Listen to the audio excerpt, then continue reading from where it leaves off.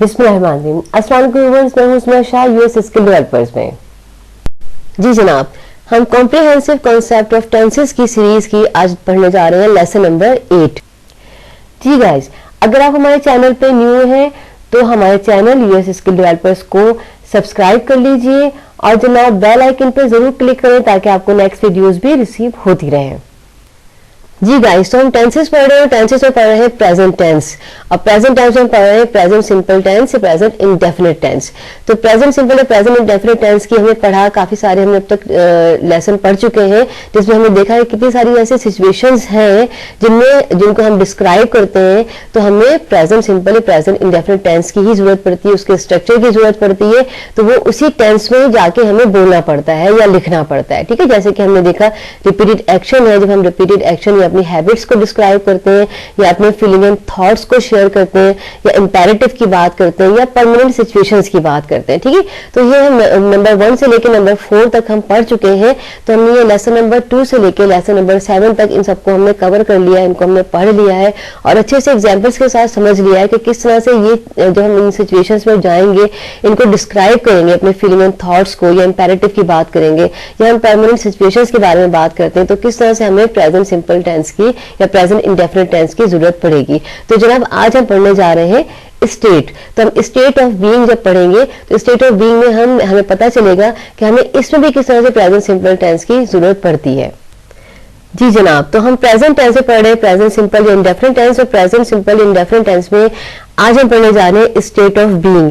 तो हम इसमें पढ़ेंगे कि स्टेट ऑफ बीइंग हम किस तरह से प्रेजेंट सिंपल या प्रेजेंट इंडेफिनिट टेंस में हम डिस्क्राइब कर सकते हैं। तो इसके लिए हम थोड़ा सा पहले देख लेते हैं कि इसको हम पढ़ लेते हैं कि ये क्या कहता है। जनाब ये कहता है कि we use present simple tense या present indefinite tense to talk about present state. ठीक है ना, प्रेजेंट सिंपल या प्रेजेंट इंडेफिनिट टेंस जो है हमारा, वो प्रेजेंट स्टेट बताने के लिए यूज होता है। प्रेजेंट स्टेट यानी हमारी हालिया जो हालत है, ठीक है, हालिया जो हमारी हालत है उसको बताने के लिए हमारा प्रेजेंट सिंपल या प्रेजेंट इंडेफिनिट टेंस यूज होता है। जैसे कि कैसे हम खुश हैं, हम उदास हैं, ठीक है जनाब, हम टीचर हैं, मैं डॉक्टर हूं, तो ये एक हालिया हालत हो गई आपकी, प्रेजेंट आपकी स्टेट हो गई, प्रेजेंट हालत हो गई आपकी। तो इसको बयान करने के लिए, इसको बताने के लिए हमें किसकी जरूरत पड़ती है? प्रेजेंट सिंपल टेंस की, प्रेजेंट इंडेफिनिट टेंस की जरूरत पड़ती है। इसका स्ट्रक्चर देख लेते हैं। इसका स्ट्रक्चर जो है हमारी प्रीवियस सिचुएशंस जो है उनसे जनाब डिफरेंट निकलेगा। आप देखिए इसकी हमारी जो इसका स्ट्रक्चर देख लेते हैं जनाब, कि हमारा सब्जेक्ट, अच्छा सबसे पहले सब्जेक्ट लगेगा, फिर हमारा हेल्पिंग वर्ब रहेगा। अब हमने देखा कि हमारे प्रीवियस जो हमारे लेसन हमने पढ़े जिसमें हमने repeated action, feeling and thoughts, permanent situations पढ़ी, तो उसमें हमारे प्रेजेंट सिंपल इंडेफिनिट टेंस में यहाँ पे वर्ब की फर्स्ट फॉर्म लग रही थी। ठीक है, सब्जेक्ट के बाद वर्ब की first form and then object लग रहा था। जबकि यहाँ पे जनाब सब्जेक्ट के बाद हेल्पिंग वर्ब लग रहा है, वर्ब लग रहा है लेकिन मेन वर्ब नहीं लग रहा। मेन वर्ब नहीं है, ये है हेल्पिंग वर्ब। ठीक है, जो हेल्प करता है, जैसे कि is, am, are, has, have, ये हमारे हेल्पिंग वर्ब है। तो ये प्रेजेंट टेंस के हेल्पिंग वर्ब है। तो यहाँ पे सब्जेक्ट के बाद हेल्पिंग वर्ब, देन हमारा कॉम्प्लीमेंट लग जाएगा। तो ये हमारा बन जाएगा जनाब स्टेट ऑफ बीइंग का प्रेजेंट सिंपल या प्रेजेंट इंडेफिनिट टेंस। अब इसकी हम एग्जांपल देख लेते हैं। दे आर स्टूडेंट्स, ये उनकी हालत है। ठीक है, उनकी हालत यानी वो क्या है? दे आर स्टूडेंट्स, वो स्टूडेंट्स हैं। ठीक है, दे आर स्टूडेंट्स, वो स्टूडेंट्स हैं। शी हैज अ डॉल, उसके पास एक डॉल है या वो एक डॉल रखती है, उसके पास एक गुड़िया है। तो ये एक हालत हो गई। ठीक है जनाब, ये स्टेट ऑफ बीइंग है। तो स्टेट ऑफ बीइंग की जो प्रेजेंट स्टेट ऑफ बीइंग है उसको डिस्क्राइब करने के लिए हमें प्रेजेंट सिंपल या प्रेजेंट इंडेफिनिट टेंस की जरूरत पड़ती है। ठीक है जनाब। अच्छा जनाब, हम देख लेते हैं कि हमारा जो प्रेजेंट इंडेफिनिट टेंस में स्टेट ऑफ बीइंग है, तो स्टेट ऑफ बीइंग की तरफ हम जाते हैं तो हम इसका स्ट्रक्चर हमने देखा कि इसका स्ट्रक्चर थोड़ा डिफरेंट है। तो इसको हम थोड़ा सा अच्छे से पहले से समझ लेते हैं कि इसमें कौन से हेल्पिंग वर्ब यूज हो रहे हैं, किसके साथ क्या यूज होता है, तो हमें आगे पढ़ने में समझने में आसानी रहेगी। जैसे इसके हेल्पिंग वर्ब हमारे क्या है? Is, am, are, has, have, ये हेल्पिंग वर्ब है क्योंकि इसमें यूज ही हेल्पिंग वर्ब हो रहे हैं। हमने इसका स्ट्रक्चर देखा कि subject plus helping verb plus complement. ठीक है जनाब, तो सब्जेक्ट के बाद लग ही रहा है हेल्पिंग वर्ब, तो हेल्पिंग वर्ब तो हमें पता होना चाहिए। तो हेल्पिंग वर्ब हमारी क्या है? Is, am, are, has, have, ये प्रेजेंट टेंस के हमारे प्रेजेंट सिंपल इंडेफिनिट टेंस के हेल्पिंग वर्ब्स हैं जो स्टेट ऑफ बीइंग को डिस्क्राइब करेंगे। तो आई के साथ हमें क्या पता है? हमें पता है कि आई के साथ हमेशा एम लगता है। हूं, आई के साथ क्या लगता है? एम लगता है। इस तरह से we, you, they and two names यानी प्लूरल के साथ हमेशा आर या हैव लगेगा। ठीक है ना, आर लगेगा। आर का मतलब है होता है, हैव मायने रखता है, तो ये जो है हमारा आर एंड हैव जो है ये इनके साथ लगेंगे जो प्लूरल होंगे सारे, और यू हमें पता है कि प्लूरल में ही काउंट होता है। फिर हमारा जो थर्ड पर्सन सिंगुलर है ही, शी, इट, ये कोई भी सिंगुलर है हमारा, हमारे सिंगुलर के साथ जो है वो इज एंड हैज लगेगा, ठीक है ना, इज एंड हैज लगेगा। ये हमें अच्छे से समझ लेना है, इसको ज़हन नशीन कर लेना है, तो हमारे लिए स्टेट ऑफ बीइंग पढ़ना कोई डिफिकल्ट काम नहीं है, हम बहुत आसानी से इसको एग्जाम्पल से समझते हैं, आपको समझ में आ जाएगा। अच्छा जनाब, अब हम जनाब एग्जाम्पल्स देख लेते हैं, एग्जाम्पल्स हम देखेंगे तो हमें और अच्छे से क्लियर हो जाएगा।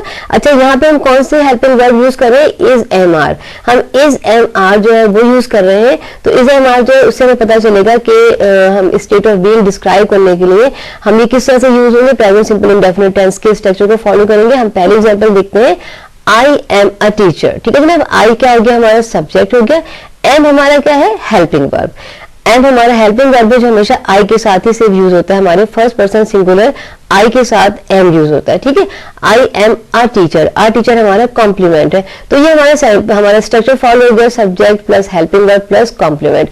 मैं एक उस्ताद हूँ, मैं एक टीचर हूँ, एक उस्ताद हूँ, तो ये हमारा बन गया जनाब स्टेट ऑफ बीइंग। ये किसी बंदे की प्रेजेंट स्टेट बता रहे हैं, प्रेजेंट स्टेट बता रहे हैं, आई एम अ टीचर। अगर मैं इसको पास्ट की बात करती तो मैं कहती आई वॉज अ टीचर, मैं एक टीचर था, ठीक है, तो ये स्टेट ऑफ बीइंग हो जाता है पास्ट टेंस का। लेकिन ये प्रेजेंट टेंस की बात करें तो प्रेजेंट टेंस में जो हम लगाएंगे एम लगाएंगे, हूँ, आई एम अ टीचर, मैं एक टीचर हूँ, तो ये हमारा प्रेजेंट सिंपल इंडेफिनिट टेंस की स्टेट ऑफ बीइंग हो गई, ठीक है ना। ही इज वेरी नॉटी बॉय, वो बहुत शरारती लड़का है, ही इज वेरी नॉटी बॉय, तो ही हमारा क्या हो गया सब्जेक्ट हो गया, इज हमारा क्या हो गया हेल्पिंग वर्ब हो गया। थर्ड पर्सन सिंगुलर, सिंगुलर के साथ हमारा इज लगेगा, हमें पता है थर्ड पर्सन सिंगुलर के साथ इज रहेगा, ये हमें पता है, हम पहले भी डिस्कस कर चुके हैं कि फर्स्ट पर्सन सिंगुलर और थर्ड पर्सन सिंगुलर में थोड़ा डिफरेंस होता है। जैसे हमने पहले पढ़ा था कि आई के साथ डू लगता है, डज नहीं लगता है, इसी वजह से यहाँ पर भी हम देखेंगे कि आई के साथ एम लगता है, इज नहीं लगेगा, हालांकि ये भी सिंगुलर है, आई भी सिंगुलर है और ही भी सिंगुलर है, तो ही और शी के साथ इज लगेगा, या कोई सिंगुलर नेम होगा, Ali is very naughty boy, ठीक है जनाब, तो ये रहेगा Ali is very naughty boy या he is very naughty boy, वो बहुत शरारती लड़का है, तो ये स्ट्रक्चर फॉलो कर रहे हैं, ही हमारा सब्जेक्ट, इज हमारा हेल्पिंग वर्ब और वेरी नॉटी बॉय कॉम्प्लीमेंट हो गया, ठीक है जनाब। She is a good girl, वो एक अच्छी लड़की है, शी हमारा सब्जेक्ट, इज हमारा helping verb, a good girl हमारा कॉम्प्लीमेंट हो गया। तो जब ये हमारा हो गया स्टेट ऑफ बीइंग और जो हम डिस्क्राइब कर रहे हैं प्रेजेंट सिंपल टेंस में, ठीक है। फिर हम देखते हैं दे आर हंग्री, ये क्या बता रहे हैं उनकी स्टेट, ये भी उनकी स्टेट बता रहे हैं दे आर हंग्री, वो भूखे हैं, ये बता कि स्टेट है ना कि they are hungry, they are thirsty, वो हंग्री है, वो थर्स्टी, वो प्यासे हैं, वो भूखे हैं, ठीक है जनाब। तो ये हो गया हमारे स्टेट ऑफ बीइंग, किसी भी स्टेट को बताना, किसी की हालत को बताना प्रेजेंट टेंस में, प्रेजेंट सिंपल टेंस में,